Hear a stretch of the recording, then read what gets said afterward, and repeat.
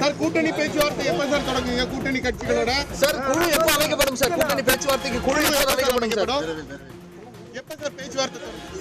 Sir கூட்டணி பேச்சுவார்த்தை எப்ப சார் தொடங்குங்க கூட்டணி கட்சிகளோட? சார் குழு எப்ப அமைக்கப்படும் சார்? கூட்டணி பேச்சுவார்த்தைக்கு குழு எப்ப அமைக்கப்படும் சார்?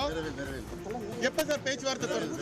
சார் கூட்டணி பேச்சுவார்த்தை எப்ப சார் தொடங்குங்க கூட்டணி கட்சிகளோட? சார் குழு எப்ப அமைக்கப்படும் சார்? கூட்டணி பேச்சுவார்த்தைக்கு குழு எப்ப அமைக்கப்படும் சார்? எப்ப சார் பேச்சுவார்த்தை தொடங்கும்? சார் கூட்டணி பேச்சுவார்த்தை எப்ப சார் தொடங்கும்?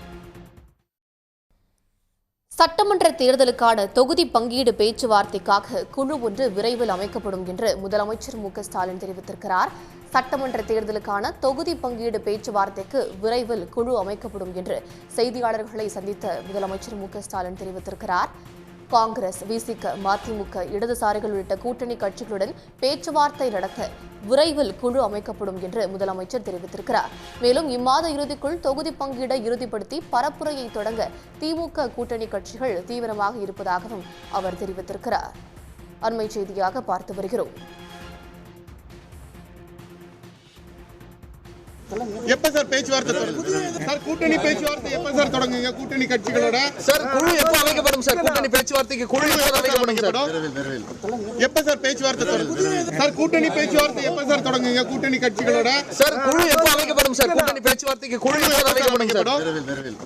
எப்ப சார் பேச்சுவார்த்தை? சட்டமன்ற தேர்தலுக்கான தொகுதி பங்கீடு பேச்சுவார்த்தைக்காக குழு ஒன்று விரைவில் அமைக்கப்படும் என்று முதலமைச்சர் தெரிவித்திருக்கிறார். இது பற்றிய மேலதிக தகவல்களை வழங்குகிறார் செய்தியாளர் அன்புச்செல்வன். விரிவான தகவல் என்ன?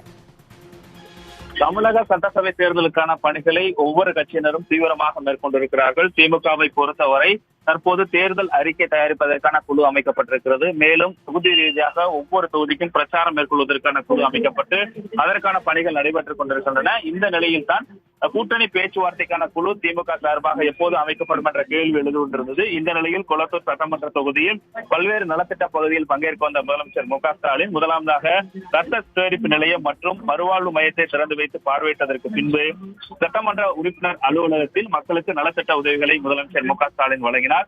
அப்பொழுது செய்தியாளரிடம் பேசிய முதலமைச்சர் மு.க.ஸ்டாலின் விரைவில் கூட்டணி பேச்சுவார்த்தைக்கான குழு அமைக்கப்படும் என்ற தகவலை தெரிவித்திருக்கிறார். அதே போல ஒன்றிய பட்ஜெட்டை பொறுத்தவரை தமிழக மக்கள் ஏமாற்றம் அடைந்திருக்கிறார்கள். அதற்கான உரிய பதிலை இந்த சட்டசபை தேர்தலில் புகற்றுவார்கள் என்பதும் கூட முதலமைச்சர் மு.க.ஸ்டாலின் தெரிவித்திருந்த நிலையில் தான் கட்சி ரீதியாக பார்க்கும்போது கூட்டணி கொடுத்ததற்கான பேச்சுவார்த்தை குழு விரைவில் அமைக்கப்படும் என்ற தகவலையும் முதலமைச்சர் மு.க.ஸ்டாலின் செய்தியாளர்களிடம் தெரிவித்திருக்கிறார். இதைத் தொடர்ந்து பல்வேறு நிகழ்வுகளில் கொளத்தூர் பகுதியில் முதலமைச்சர் மு.க.ஸ்டாலின் பங்கேற்றிருக்கிறார். தற்போது கூட பேப்பர் மில் சாலையில் இருக்கக்கூடிய மின் மாற்றிகளை பாதுகாப்பான வலைதள மாற்றிகளாக மாற்றி அமைப்பதற்கான பணிகளினுடைய துவக்க விழாவை பங்கேற்று சுமார் 39 கோடி ரூபாய் மதிப்பீட்டில் 310 மின் மாற்றிகள் மாற்றப்பட இருக்கின்றன. அதனை துவக்க விழா முடிந்து தற்போது முதலமைச்சர் மு.க.ஸ்டாலின் புறப்பட்டிருக்கிறார். இதைத் தொடர்ந்து ஏரிக்கரை கட்டமைக்கப்பட்டிருக்கிறது.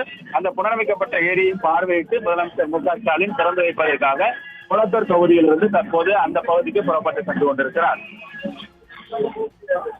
விவரங்களுக்கு நன்றி அன்புச்செல்வன். உடனுக்குடன் செய்திகளை தெரிந்து கொள்ள சன் நியூஸ் பெல் ஐகானை கிளிக் பண்ணுங்க.